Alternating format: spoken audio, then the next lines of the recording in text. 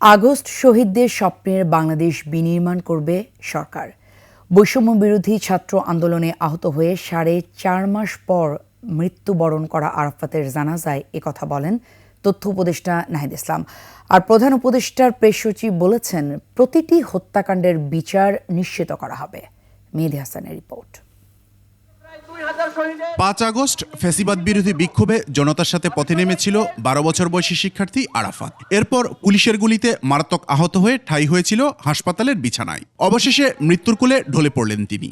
সোমবার দুপুরে জানাজার জন্য মৃতদেহ আনা হয় কেন্দ্রীয় শহীদ মিনারে।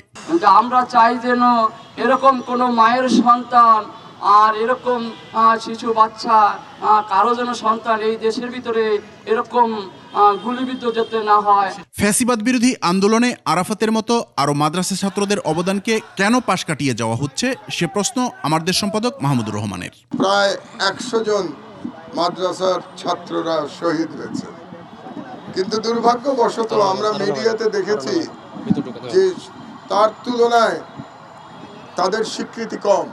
এ সমস্ত হত্যাকাণ্ডের বিচারকেই এখন সরকার সর্বোচ্চ গুরুত্ব দিচ্ছে, স্মরণ করিয়ে দেন প্রধান উপদেষ্টার প্রেস সচিব। আমাদের এই গভর্নমেন্টের টপ প্রায়োরিটি হচ্ছে এই প্রত্যেকটা খুনের বিচার করা। আরাফাতরা যে উদ্দেশ্যে জীবন দিয়ে গেছে তা যেন আমরা ভুলে না যাই, বলছেন সার্জিস আলম।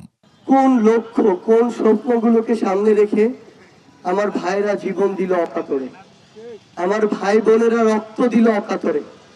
আমরা যেন আমাদের জায়গা থেকে সেই স্বপ্নগুলোর সাথে বিন্দু মাত্র বিশ্বাসঘাতকতা কেউ না করি। Double million offer Walton fridge কিনে পেতে পারেন 20 লক্ষ টাকা, রয়েছে কোটি কোটি টাকার নিশ্চিত উপহার।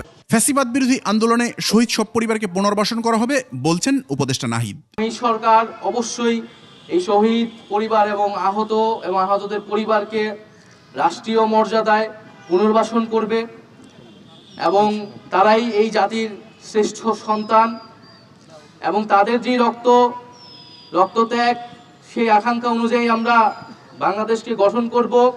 এরপর শহীদ মিনারে হয় আরাফাতের জানাজা শেষে মিছিল বের হয়ে ঢাকা বিশ্ববিদ্যালয়ের টিএসসি গিয়ে শেষ হয়।